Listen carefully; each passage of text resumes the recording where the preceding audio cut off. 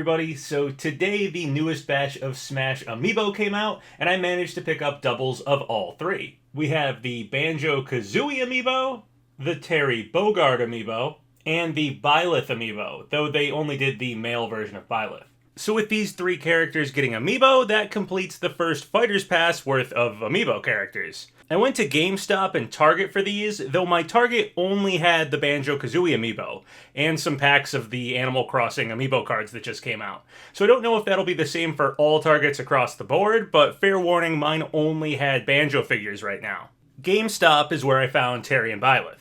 We still haven't seen any of the past two characters as Amiibo, so hopefully we'll see those and get a release date for them very soon.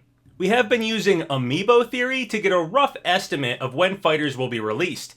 It tends to be within a few weeks of Smash Amiibo releases. However, since the next batch has not been revealed yet, it's unlikely they'll fall around the time of the next character reveal. That seems like they'd have to get revealed and released really soon for that to actually happen. Probably the next fighter will be revealed in June around E3, if not during E3. If we get some more Smash Amiibo announced during E3, then we might be able to use their future release date to guess around the time we could see the final fighter in the second Fighter's Pass. But as of right now, we have no future Amiibo waves to help us guess at a release date for any future fighters. Anyway, this batch is really cool. They did an excellent job with each of these characters' figures. The Amiibos just seem to be getting better and better as time goes on. And this batch has my favorite DLC character so far, Banjo Kazooie. Banjo also happens to be my favorite Amiibo out of this wave, so there you go. I think this one's great. I love the Jiggy platform base they used here, and there's a ton of attention to detail going on the Banjo Kazooie figure. You can actually see the Rare logo on Banjo's backpack. I actually originally thought they totally forgot the Rare logo when they modeled Banjo in Super Smash Bros., but you can actually see it just only when the backpack is open. It's hidden underneath the flap when Kazooie's in the backpack. Also, this Banjo Amiibo gets added to my collection of Banjo Kazooie merchandise. My brother has the Totaku Banjo figure currently at his house, so that one's not pictured here. Also, some U2's Banjo figures are coming out, so I guess I'll have to pick those up as well. I'm really glad to see Banjo Kazooie getting more merchandise these days. Anyway, besides just adding Banjo to my Banjo Kazooie merchandise collection, I can also add Banjo, Terry, and Byleth to the giant Smash Amiibo wall I have going on behind me. I use these clear cases from this company called Retro Protection to stack them up if anyone was wondering about that and if you're interested in building your own Amiibo wall. I think the wall's looking pretty good, and hopefully all of the Smash Fighter Amiibo will fit neatly on here once the game is finished. While I did manage to pick up all of the Smash Amiibos today, sadly my Monster Hunter Amiibo were delayed. I pre-ordered those, so it'll be like another week until I get them. Or at least, hopefully, it's only another week. The Shovel Knight 3-pack Amiibos got delayed for like a couple of years before they finally actually released. I hope that's not what's happening with the Monster Hunter Rise Amiibo. I wanted to put in my pre-order for the Monster Hunter Stories Amiibo that are coming out a little later on this year, but they're GameStop exclusive and my GameStop wasn't taking pre-orders yet, so I'll have to keep trying for that. Alright, well that's pretty much everything I wanted to talk about for Amiibo stuff, but I guess I'll take this opportunity to talk about a few other things I was going to talk about in my last video, but didn't really have time for. Just some Smash speculation stuff, because what's a PapaGenos video without some Smash speculation? Okay, so first off, in my last video, I was talking about this quote from an interview with Fumihiko Yasuda of Team Ninja, where when asked if he's aware fans want Ryu Hayabusa in Super Smash Bros., he responded, "I'm waiting for an invitation." Now, we've had plenty of quotes similar to this before that ended up just being deflection, and the character did end up getting into Super Smash Bros. As a fighter. So I'm not personally taking this quote from the Yasuda interview as too big of a hit against Hayabusa's chances for getting into Super Smash Bros. Ultimate. However, I also don't think Hayabusa is a shoo-in for Smash either. And last time I went on to mention how I've seen this lineup as probably the most commonly guessed at final two fighters I've been seeing right now. And there's a lot of reasons why I think a ton of people are guessing at Crash and Ryu finishing off this Fighter's Pass. But with this quote from Yasuda, some people might be reconsidering having Hayabusa on their prediction passes, which is totally fine.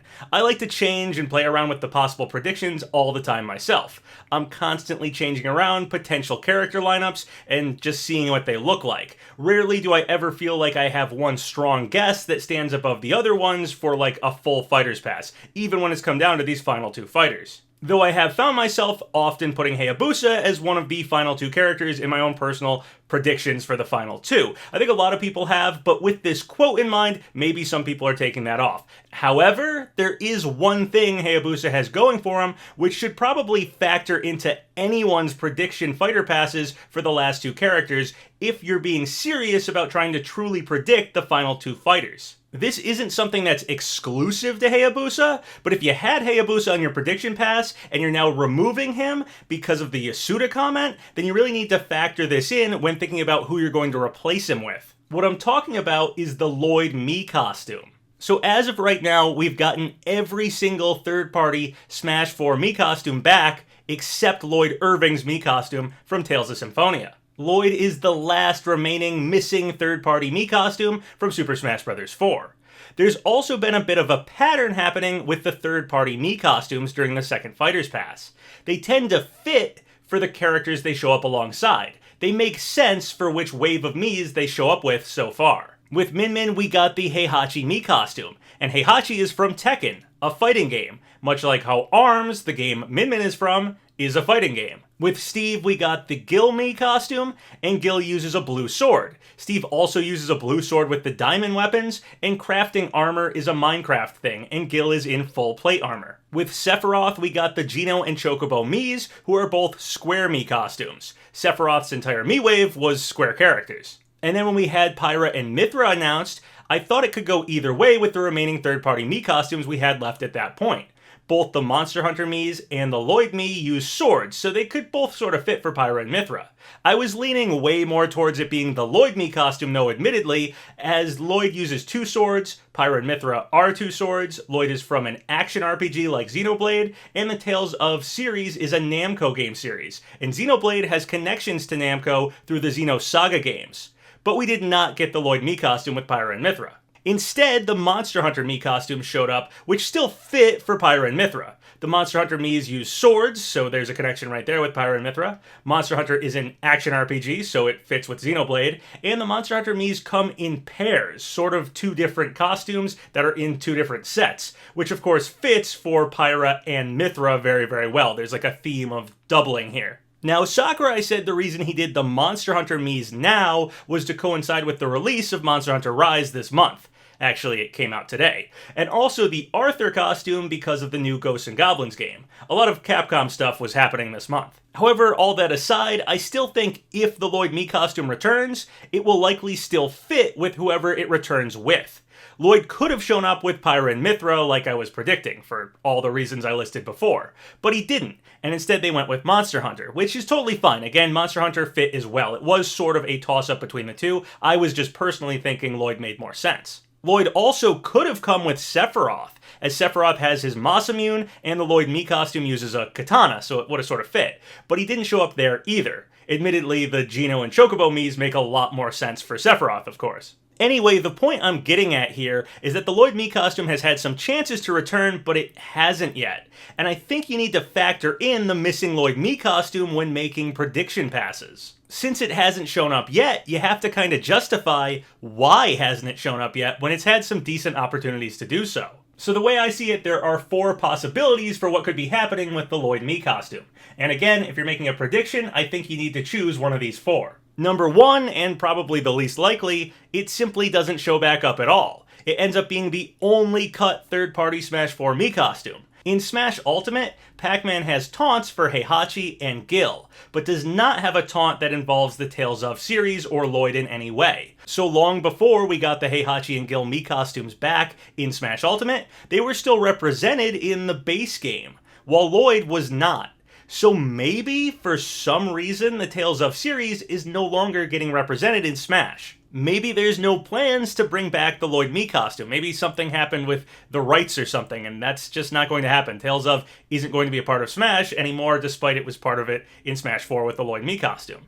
This seems very, very unlikely to me, though, as Namco owns the Tales of series, and Namco works directly on Smash Ultimate. The Lloyd costume being the only third-party costume to not return and gets cut here is just an extremely unlikely outcome in my opinion. Alright, so if Lloyd isn't going to be the only third-party Smash 4 Mii costume to get cut from Smash Ultimate, what's our next option? So number 2 is the Lloyd Mii costume returns, but it has nothing to do with the character it returns alongside. It breaks the pattern of fitting with whoever it happens with. Maybe like what Sakurai said with the Monster Hunter Mii costumes and Monster Hunter Rise being released, maybe something will happen with the Tales of series and it'll make sense timing-wise to bring the Lloyd costume back, but it'll have nothing to do with the character it returned beside. This is possible, of course, but it's also something I think people need to keep in mind when they guess at the final 2 fighters. You have to ask yourself, if the Lloyd costume's coming back, who is it going to return with? And will that make any sense? Since Namco is working on Smash Ultimate directly, that means they are likely very flexible about when the Lloyd Mii costume returns.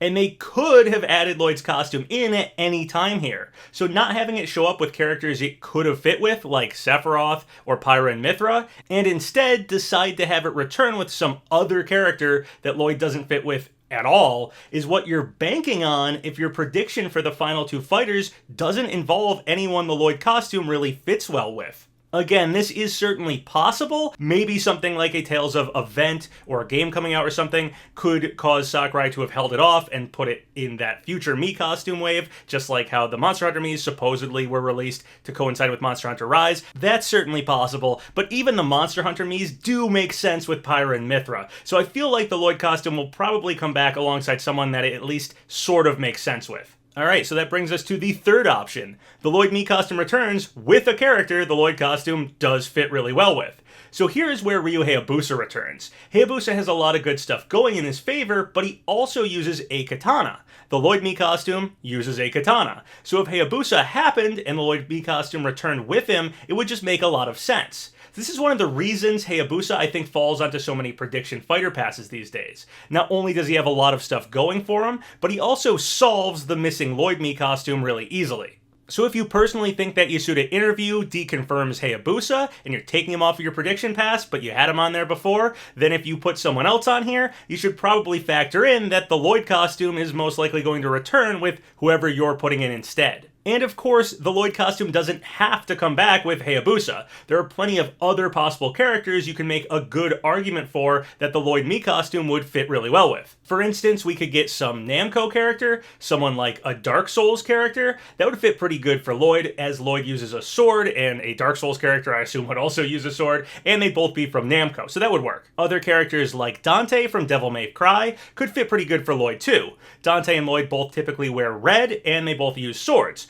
Though if it were Dante, I suppose it would seem like a better fit would have been to have all those Capcom Mii costumes happen with a Capcom character like Dante, so I would have expected all those Capcom Mii costumes to be saved for Dante. But maybe they swapped the Mii waves around to coincide with the release of Monster Hunter Rise, and the Lloyd Mii costume was initially supposed to be with Pyra and Mithra, and they swapped it with the Capcom Miis, which were going to be with Dante or something. It's a possibility. Obviously, I'm being extremely hypothetical here. I just think when you make a prediction, you should factor that stuff in. You need to have some kind of explanation for what's going on with the Lloyd Mii costume. You could even have a Monster Hunter fighter themselves as one of the final 2 characters on your prediction. And you could make the same kind of case about possibly swapping out the Monster Hunter Mii wave, just so it would coincide with the release of Monster Hunter Rise, with a Mii wave that had Lloyd on it, which would then show up with a Monster Hunter fighter. Again, my point here isn't to exclude possible characters or narrow things down in a way that just doesn't seem realistic. I just think it would be smart to consider what is going on with the Lloyd Mii costume, whoever your final 2 prediction characters are for the second pass. The Lloyd Mii costume being the last third-party Mii costume from Smash 4 just really makes it seem like it's probably going to do something, so you kind of have to factor that into these last 2 characters. And now the fourth option is, of course, that the Lloyd Mii costume doesn't return because Lloyd is being upgraded to a playable fighter. Obviously, if you have Lloyd himself as part of your final 2 predictions, you don't need to factor in the Mii costume. Or if you have some other Tales of character, like Yuri Lol is one of your final 2 prediction characters, of course that would work too. Clearly, if Tales of is getting a playable fighter, saving the Lloyd Mii costume until that happened makes perfect sense. So while I really don't think we have any characters that feel like shoo-ins for the final 2 fighters, I do think Hayabusa is still among that large list of front-runner characters that we could possibly get as the final 2. But with this new comment about him waiting for an invitation, personally, I don't think that hurts his chances too much, but I just wanted to point out that if you're taking him off of your predictions, you really need to factor in that Lloyd Mii costume. I just think it would be wise that when you're choosing your final 2 characters, you have an answer for the Lloyd Mii costume situation. And if you truly feel the Lloyd Mii costume simply won't return at all, or if you think it will return with some totally random character it doesn't fit with, that's fine. Just be aware that's what you're banking on happening for the Lloyd Mii costume if your final 2 characters don't really fit with him. Personally, I'm really unsure about these final 2 fighters. There's lots of characters I think have very strong chances to show up, and many of them, including Lloyd himself, I'd love to see become playable characters in Smash. But when I'm playing around with the possibilities, and I choose 2 of those characters to consider as the final 2, or potentially our final 2, I always keep Lloyd in mind and how he'd have to factor into that outcome. Alright guys, well that's everything I wanted to talk about today. I hope everyone out there who was out hunting for these Smash Amiibos were able to pick them up. If you guys have any thoughts or comments about any of the stuff I talked about in this video, leave them below. Remember to like the video, leave a comment in the section below, and subscribe to PapaGenos! Twitter, Patreon, Discord.